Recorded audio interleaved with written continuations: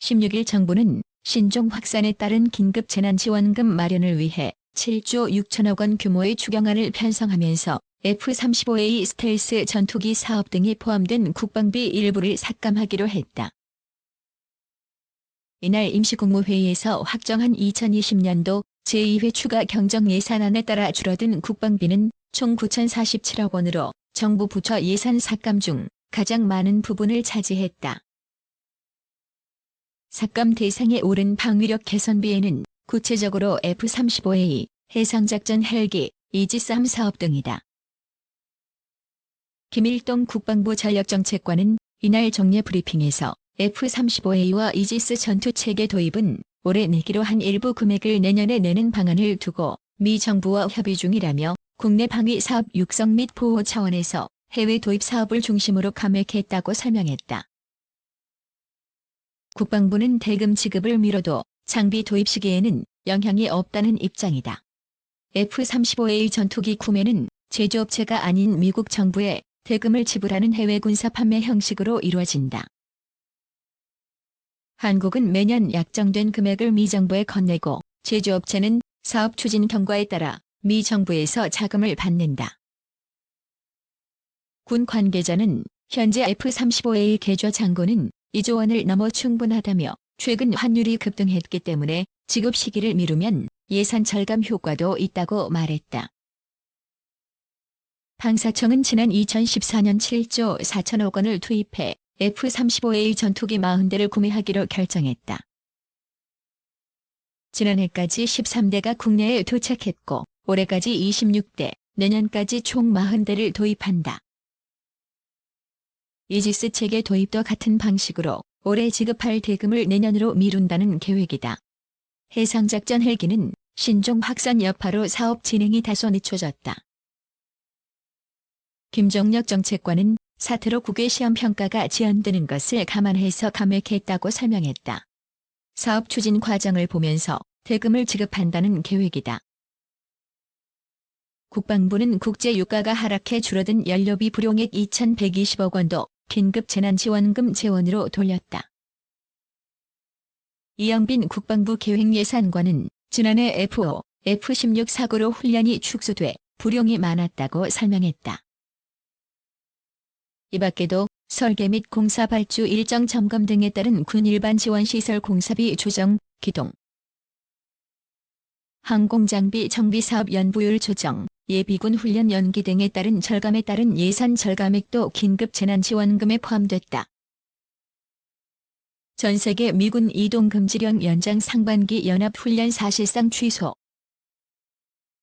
미국 국방부가 미 본토, 해외 주둔 미군과 미군 가족을 대상으로 한 이동금지령을 연장한다.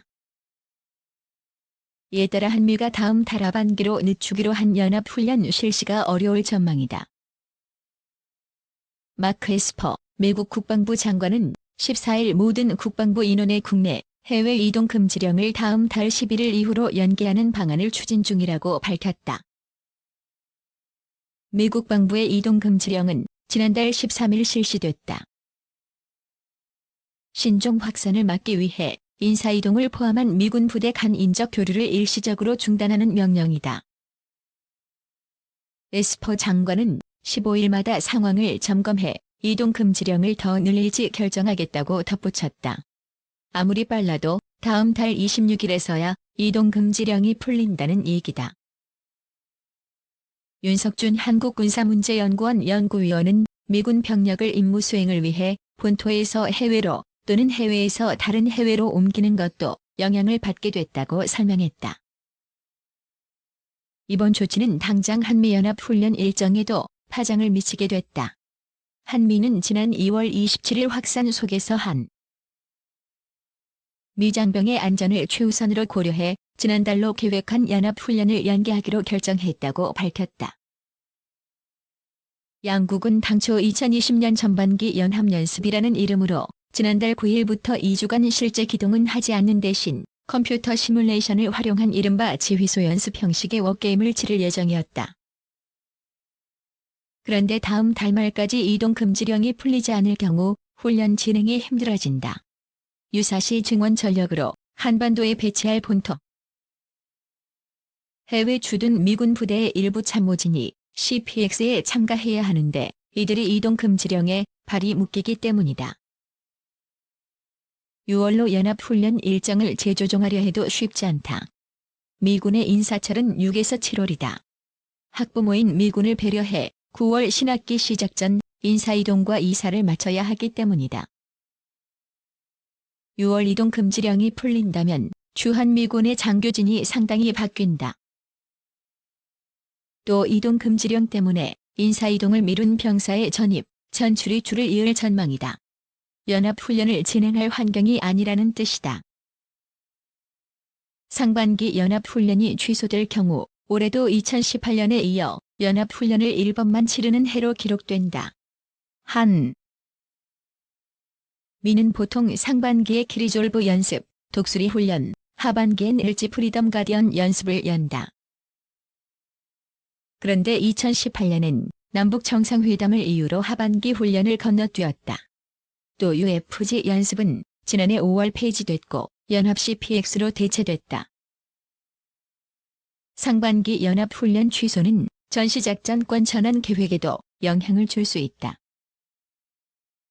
한미는 지난해 1단계 최초작전 운용 능력 검증을 시작으로 올해 2단계 완전 운용 능력, 내년 3단계 완전 임무 수행 능력 검증을 통해 한국군의 전작권 행사 능력을 평가한 뒤 전작권 전환 여부를 결정하기로 했다. 박원곤 한동대 국제지역학 교수 상반기 연합훈련에서 나온 미진한 부분을 하반기 FOC에서 점검해야 하는데 이게 어려워졌다며 전작권 전환 검증이 부실해질 우려가 있다고 말했다. 호주, 세 번째 아랍프라급 연안 경비함 건조 시작. 호주 국방부가 세 번째 아랍프라급 연안 경비함의 건조를 시작했다. 호주 해군은 아랍프라급 연안 경비함을 12척 운용할 방침이다. 리르센 오스트레일리아사와 호주 정부가 소유한 ASC사는 현재 오즈본 해군 조선소에서 아랍프라급 1, 2번 함을 건조하고 있다. 3번 함부터는 핸더슨 지역 시브맥 조선소가 건조를 맡을 예정이다. 린다 레이놀즈 호주 국방장관은 3번 함이 2022년 인도 주역될 것이라고 밝혔다. 호주 해군이 운용할 아랍프라급 연안 경비함. 아랍프라급 연안 경비함 건조는 호주 C-1180 사업에 따라 진행되고 있다. 호주 국방부는 2018년 독일 르르센사와 25억 달러 규모의 연안 경비함 건조 계약을 체결했다. 아랍프라급 연안 경비함은 아미데일급과 케이프급 경비정의 임무를 대체할 예정이다. 또 후온급 소해함, 르윈, 팔루마급 탐사선 등이 맡고 있는 임무의 일부도 수행할 계획이다. 호주 해군은 연안 경비함은 해양 전술 무인 항공체계 등의 특수 임무와 환경평가, 기뢰대항 작전 능력을 지원하게 될 것이라고 전했다. 아랍프라급 함정은 표준 배수량 1640톤, 전장 80m, 전폭 13m, 선체 회수선 4m다. 승조원 정원은 40명이지만 최대 60명까지 탑승할 수 있다.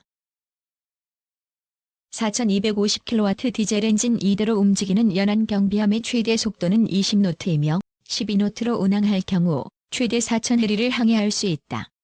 전술 무인 항공 체계용 비행갑판을 특징으로 구비하고 있으며 길이 8.5m 고속단정 2척과 10.5m인 고속단정 1척을 탑재해 해상 차단 작전을 수행할 수 있다. 무장으로는 40mm 환포와 12.7mm 기관총 2정이 탑재된다. 센서 세트에는 테르마사가 제작한 스캔터 6000이 공중 및 해상 감시 레이더 체계가 포함되어 있다. 이 레이더 체계에는 EOS 500 전자광학식 사격 통제 지시기가 통합될 예정이다. 아랍프라급 연안 경비함 선도함은 내년 말 인도될 예정이다. 최신 글라이더 이용 인도양 수중 탐사.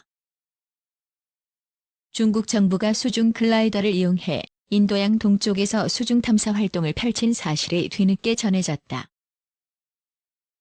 중국 디파오션 테크놀로지사는 최근 개발한 개량형 하이 수중 글라이더가 인도양 동쪽에서 수중 탐사 활동을 성공적으로 마쳤다고 밝혔다. 이번 탐사는 중국 자연자원부가 추진한 것으로 전해졌다. 디파사는 개량형 하이 수중 글라이더 12대가 550일 동안 6,479회리 이상을 운항했다고 전했다. 디파사에 따르면 탐사에 참여한 글라이더는 다양한 생물, 수문, 화학 센서를 장착했으며 탐사 기간 온도, 염도, 탁도, 산소 함유량 등 많은 데이터를 수집했다. 글라이더가 수집한 데이터는 과학연구선 샹양 홍콩육함을 통해 연안지휘센터에 전송돼 과학자들이 실시간으로 수중 현상을 연구할 수 있도록 도왔다. 중국 디파오션 테크놀로지사와 중국 과학원 선양자동화연구소가 공동 개발한 하이 수중 글라이더. 하이 수중 글라이더는 미국의 텔레다인 웩슬로쿰 자율무인점 수정과 비슷한 모습을 갖추고 있다. 어뢰 형태로 된 몸체는 알루미늄 합금과 탄소 섬유 합성 물질로 제작됐다. 압력 선체의 앞부분에는 부력 엔진과 수심 조절 체계가 들어있다. 임무용 탑재체와 제어 장치는 중앙에 자리하고 있다. 압력 선체 후방에는 쌍방향 데이터 전송이 가능한 안테나 도관이 들어있다. 디파사는 수심에 따라 하이 300, 1,500 수중 글라이더 등 다양한 모델을 제작하고 있다. 가장 최신 모델인 하이 4,500 수중 글라이더는 95kg 중량의 심해 관측 모델로 수심 4,500m에서 150일 동안 운용할 수 있다. 하이 수중 글라이더를 공동 개발한 중국 과학원 선양자동화연구소는 하이 7000으로 불리는 극심해 글라이더를 개발, 해상 시험에서 7,076m 수심까지 잠수하는 데 성공했다고 주장했다. 수중 글라이더는 상용이나 과학연구용으로 활용되고 있다는 것이 운용 국가들의 주장이다. 하지만 겉보기에는 무해한 비무장 체계가 정보 수집 목적으로 사용될 경우 안보에 잠재적으로 영향을 줄 수 있다는 것이 전문가들 의견이다. 조류, 수심, 소음, 염도, 온도 측정 등 잠재적으로 수집할 수 있는 해양 데이터를 이용할 경우 해군의 수중작전에 전술적 이점을 줄 수 있기 때문이다. 또 이런 수중 센서 플랫폼을 군집 운용할 경우 상대의 잠수함 운용을 견제할 수 있다는 주장도 있다.